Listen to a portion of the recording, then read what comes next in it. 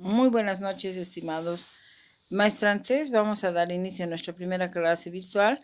El tema que he preparado es neurociencias y educación especial.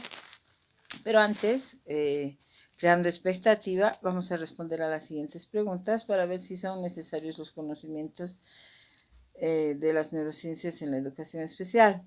Por ejemplo, ¿qué sistemas de memoria se encuentran involucrados cuando los estudiantes aprenden datos históricos? ¿O qué tipo de discapacidad si es más segregada o más discriminada dentro de la atención a la discapacidad? ¿O qué pasa en el cerebro cuando el estudiante con discapacidad fracasa en el aula?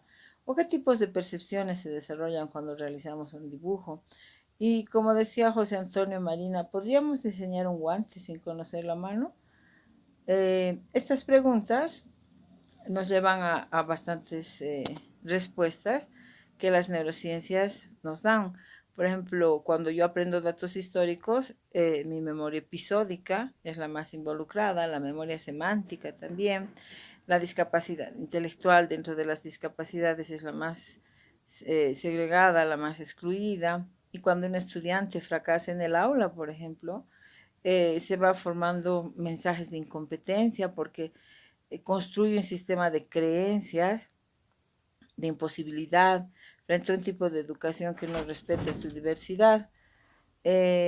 También podemos ver que las percepciones que se desarrollan cuando realizamos un dibujo son percepciones visuales que deben estar integradas para realizar una síntesis simultánea y expresar todo un texto, inclusive todo un libro en un dibujo, ¿no?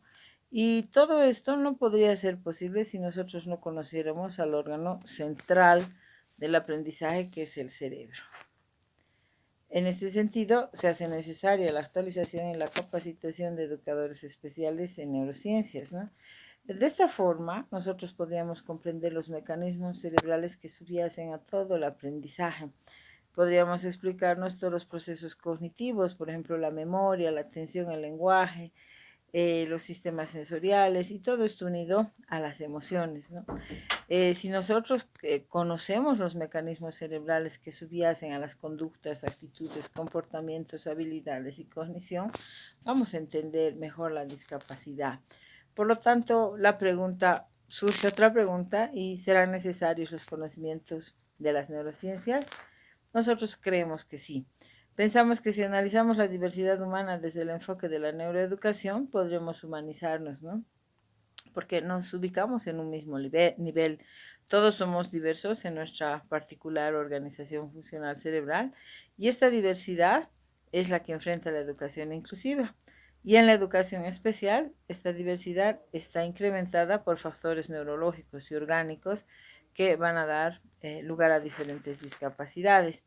Entonces, no vamos a poder transformar el cerebro si no conocemos lo que vamos a transformar. Y ahí tenemos, ¿no?, un gráfico del cerebro que está dividido en cerebro, tronco encefálico y cerebelo. En la actualidad, conocer las competencias del cerebro es un requisito para la atención a la diversidad. Y la atención a la diversidad es lo que hace una aula inclusiva. Dentro del aula inclusiva nosotros vamos a atender dificultades de aprendizaje y discapacidades que se van a presentar en diferentes niveles, en diferentes grados.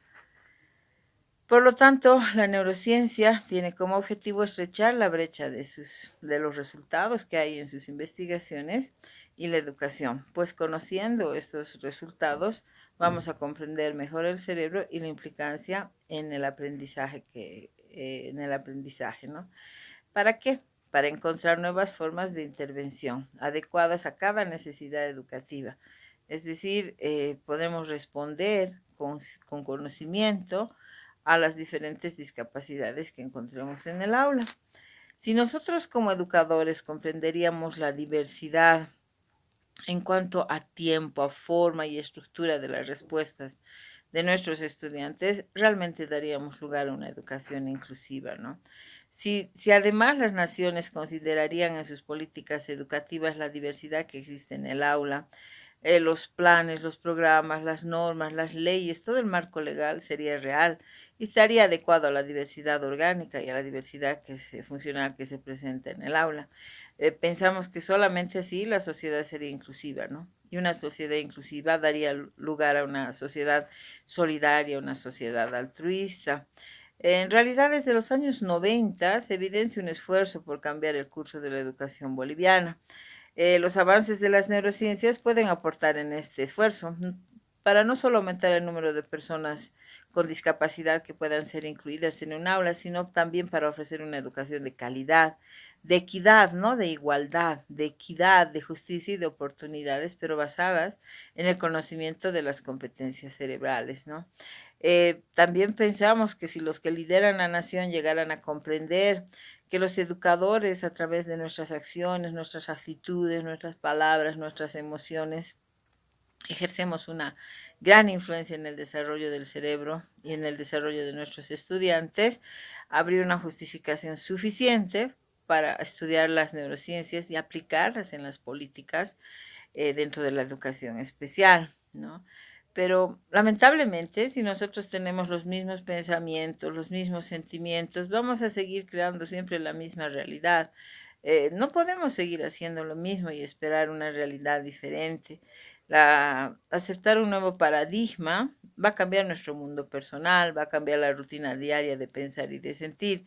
De lo contrario, si continuamos sintiendo y pensando igual, continuamos recreando las mismas circunstancias personales, sociales y culturales, y las personas con discapacidad se van a enfrentar constantemente a las mismas barreras actitudinales que nacen de procesos mentales que están construidos en creencias, ¿verdad? Entonces es tiempo de asumir un nuevo paradigma, ¿no? El aprendizaje en el cerebro se limita a nuevas conexiones sinápticas, que el recuerdo las mantiene y las conserva. Entonces los educadores tenemos la tarea de crear una nueva visión de la educación, una visión más grande que nosotros, ¿no? Una visión mejor de la que ahora vemos. Y es nuestra tarea generar el cambio. Si nosotros nos apasionamos por esta visión y nos centramos en el futuro de lo que es la atención a las personas con discapacidad dentro de una educación inclusiva, o puede ser también dentro de una educación integral, pues no todas las personas con discapacidad pueden acceder a las aulas regulares, podemos generar el cambio, ¿no? Yo espero que los contenidos de este módulo aporten con nueva información que produzca nuevas formas de pensar, ¿no? Y que estas nuevas formas de pensar en nosotros nos lleven a tomar nuevas elecciones. Estamos hablando de procesos mentales internos y estas elecciones nos van a llevar a procesos externos, que son las conductas, que van a dar lugar a nuevas experiencias, ¿no?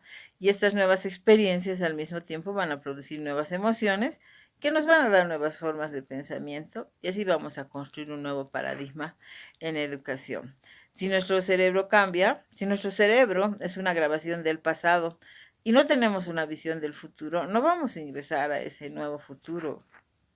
Espero que con esta visión de la educación nuestros cerebros creen nuevas redes neuronales, activando nuevos químicos que darán lugar a nuevas emociones y sentimientos. Sintiendo nuevas emociones, nuevas motivaciones, vamos a crear una memoria a largo plazo que va a condicionar a nuestros cuerpos a tener nuevas actitudes para convertirnos en actores del nuevo paradigma, ¿verdad? Con esta introducción quiero introducirlos en el módulo de neurociencia y educación especial. Todo proceso o todo contenido presentado debe ser sellado con una metacognición. Y aquí viene la metacognición. O sea, ¿qué es lo que he aprendido en esta presentación? ¿Cómo he aprendido? ¿Qué he captado mejor? ¿Qué me ha costado? ¿Podría haber aprendido de otra forma? ¿Cómo podría utilizar el contenido? Y esa es la metacognición. El enfoque neurocognitivo nos lleva a ser conscientes de nuestros propios procesos de pensamiento. Es por eso que les pongo esa reflexión. Entonces, ¿cuál será el objetivo de aprender neurociencia para hacer educación especial?